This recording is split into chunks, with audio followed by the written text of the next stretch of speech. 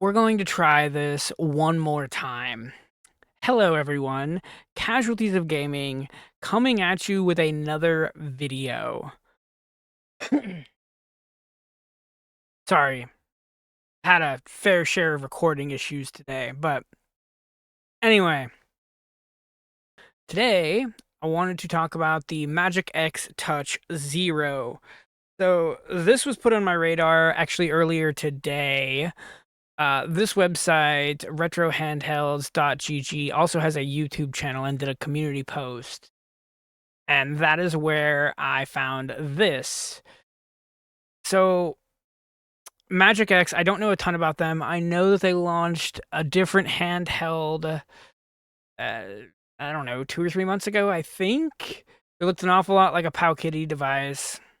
Uh, at least that's 2 or 3 months ago is when I started seeing posts and stuff about it. I'm not super familiar with this company.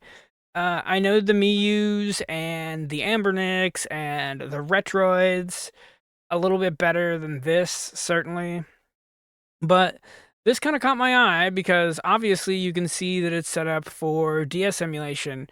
You've got, screen 1, screen 2, you've got all the buttons, you got the D-pad, you've got whatever this is, which we're going to get into that, but so this article basically just kind of showcases the device. You got a guy by playing it here, which we'll get into that too. But this article does make mention of the Ioneo Flip, which I don't know if this is the only other device that centered around possible DS emulation. It might be. I want to say there's a Powkitty device that may have, but that may have been incidental, and it may have had a keyboard on it, which there's a version of the Ioneo Flip that did, that I think they're still selling. From the little bit of reconnaissance on the internet that I did, that device launched even as early bird pricing for somewhere around $750. So definitely don't buy that if you only want it for DS emulation. But this is the first device that hopefully won't be, just shooting for the moon as far as the price goes. We're going to get into that as well. But this device interests me. So obviously I did a video a couple weeks ago about actually this RG34XX, which aimed at Game Boy Advance pretty much solely. I mean, you can do other stuff with it, but the screen, the resolution, it was obviously it aimed for the Game Boy Advanced nostalgia type, which I kind of touched base in on my other video. But I'm definitely interested in this device. I don't know if I'm going to be buying it, and again, we'll get into that, but this YouTube channel, Sleepy with a 1 instead of an L, has got a video on his channel. It looked like from the description he got this from the devs or something of that nature. And you can see we're running new Super Mario Bros. DS, which I'm pretty familiar with. Like the game. I think we need more 2D Mario, but that's topic for another day. But you can see it's running it pretty rock solid. I've played the game. I've got it on cartridge. I run it on my 3DS. This is basically what it looks like. If we fast forward, we can see Contra on the DS running pretty well and nothing wrong there. If we fast forward a little bit more, we'll get to a Sonic here.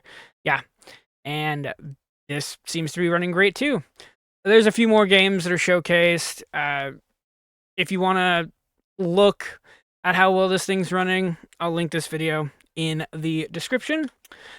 But that is that. Now, according to this Sleepy YouTube channel, I'm not super familiar. I didn't vet to make sure he had all of his, ducks in a row, but it does say we would like to express our gratitude and respect to the MagicX development team as well as to the community. So I'm assuming that's where this video came from. I don't really know. There's a couple Discord servers linked in here. One is the MagicX Discord server, it looks like. I'm not going to join those, but somewhere, maybe in the Discord server, probably, he seems to have gotten the news that this is to be expected in February 2025. So I would look out for that if you're interested in this. Now, a couple important things about this device. I'm going to pause that. Nowhere in this article does it mention the screen resolution. It doesn't look like there'll be much for upscaling just based on the video that I just showed, but I could be wrong. There's no mention of a chipset. There's no mention of a price point.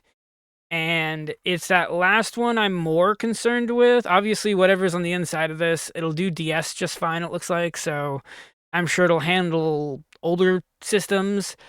The Saturn and the N64 are kind of up in the air.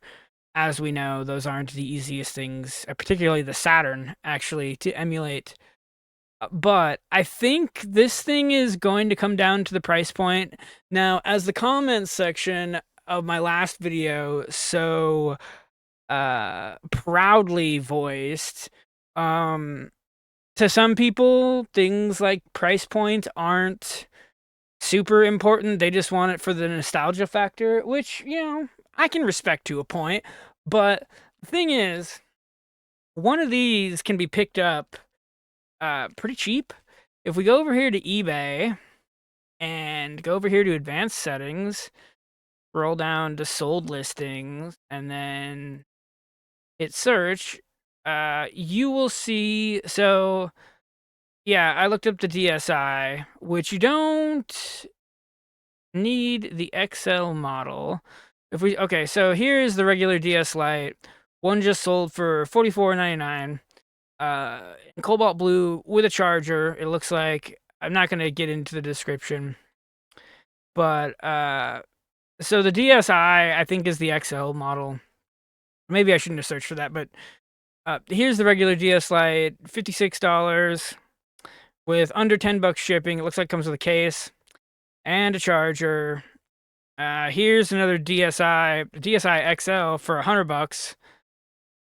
So here's a lot. Jesus. You get the charger. Looks like a loose game, a few games. The console itself, for under $60. Jesus. So if you keep scrolling, you're gonna find stuff like this. You'll find more expensive ones too. I should have searched for DS Lite instead of DSi, but whatever. Here's a pretty good one. Doesn't look like it comes with any games, but it's under $70 for everything. You even get the cap for the Game Boy Advance cartridge slot, which is missing in a lot of these, I've noticed. I picked up the one I have for pretty cheap. I'm gonna do a reshell of it and whatnot. Mine's a Japanese model. I think I picked it up for like $40 shipped, but that's irrelevant. So my point is, you can get one of these with a charger and working with no games for around $60. And then if you wanted to, there is this thing called the R4 card, which you can pick up for around $15. And this will I think you can buy this preloaded with games as well. Me personally, I would just get the card and load what I want on it. But that's just me. You do you. But so for under $100, in some cases well under $100, you could get this and any DS games you want, or Game Boy Advance games on there, I would think, without even hacking the thing. And then if you wanted to get into hacking it, which I think is a fair thing to bring up, because a lot of this handheld community, you get people to buy these devices, they play them for like a week, and then they toss them aside. But a lot of us know how to put the custom firmware on these devices. We know how to tinker with them. We know how to do this. We know how to get the most out of them. So I'm not going to call foul like I did in my last video and say who this is for just yet. We need specs. We need a price point. But I think those are fair things to keep your eye on. Again, this doesn't seem to be coming out till February. So we got some time for that information to come out, which I will be waiting for. When that news comes out, I may make a video. I may not. It just depends. Well, that is going to do it for this one. I have a couple other things I'm working on. I already filmed a video for an N64 controller mod. It's the 8-bit do one. You can see me get fucking frustrated with that thing.